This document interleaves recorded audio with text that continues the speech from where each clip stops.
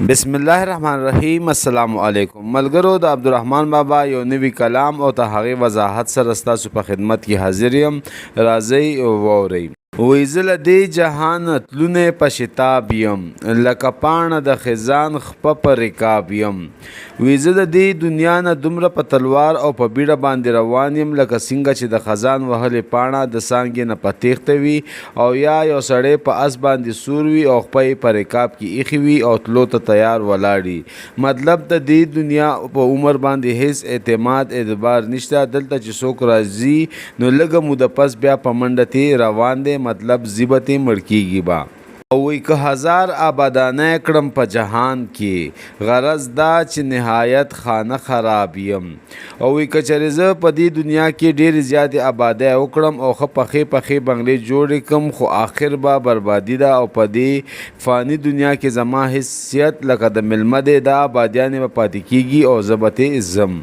او وی کمی اصل د حیات له اوبو دی، بیا خدا چې د اوبو په سر حباب یم. که چېرې زما د ژوندون اصلي بنیاد په اوبو ولاړ نو بیا خو زما حیثیت د اوبو په سر د پوکڼی دی. مطلب دا چې څنګه زر د اوبو په سر پوکڼی ډس کیږي او ختمیږي، دغه رنګ زما ژوند هم زر ختمېدو واله دی.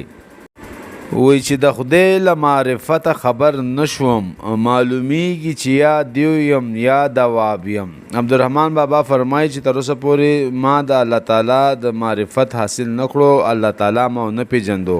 یعنی د الله تعالی حکمونه څه دي په هغې باندې څه عمل کول غواړي ما دا ونه کړو. نو زه داسې ښکاري چې یا خو دیو یم یا څاروی یم چې زه د خپل رب په حکمونو باندې عمل نه کوم او د هغه معرفت ما ته نصیب نه دی. وی که صورت مې د سړي دی به یې څه کړم، په معنی کې د چارپایو په حساب یم.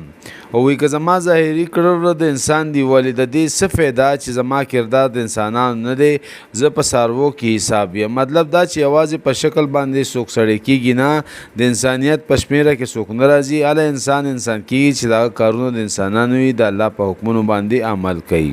لکه بوت چې په ړونو سترګو د وي، هسې زه په بیدارۍ کې وړی خواب یم. وی لکه څنګه چې بوت سترګې کولو وي خو نه څه ویني، نه څه سوچ شته، نه څه عقل شته. نو زما مثال همدغسې دی. کله چې د الله تعالی په حکمونو باندې عمل نه کوم، هر څه وینم ګورم خو د خپل عقل او سوچ نه کار نه الم، نو زما مثال د دغه بوت دی. وی په طاعت په عبادت مې زړه یخ نه کړه، همیشه د معصیت په اور کباب یم. وی ما چېرې هم د الله تعالی بندگی او عبادت هغه شان ونه کړو چې کم کول پکار دی.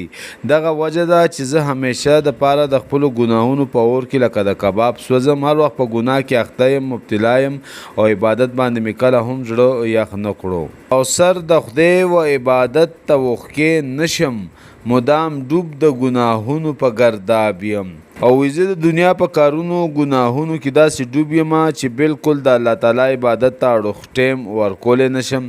او وجه همدغه ده چې الله تعالی عبادت له زه ټیم نه ورکوم، نو په دې وجه زه ګناهونو کې ډوب یم.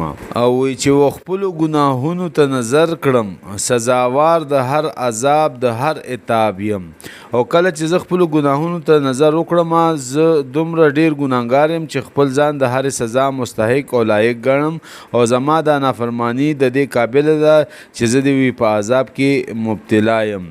او وی لکه څوک چې په خره سور وي مخ یې تور وي، زه هم هسې تر خپل خدای پورې بې آب یم. او لکه څنګه چې یو سړی یو ګناهګار سړی په خره باندې سور کړی وي او مخ یې وله تور کړی وي، نو داسې زه هم د خپل خدای په وړاندې مختورن او شرمنده یم، ګناهګار یم، ته دې قابل یم. او وی غزه وشوه که گفتار لرم په ژبه، زه رحمان چې کردار نه لرم کذاب یم. او وی داسې عجیبه خبره نه ده چې زه په خوله خو بلا ډېرې ښه او ښې خبرې کوم، ولې کله چې د عمل مې نه وي، کردار نه لرم، نو زه رحمان دروغجن یم. کار ټول د عمل دی، په تشو خبرو باندې کار نه کیږي، دې نه هیڅ نه جوړیږي.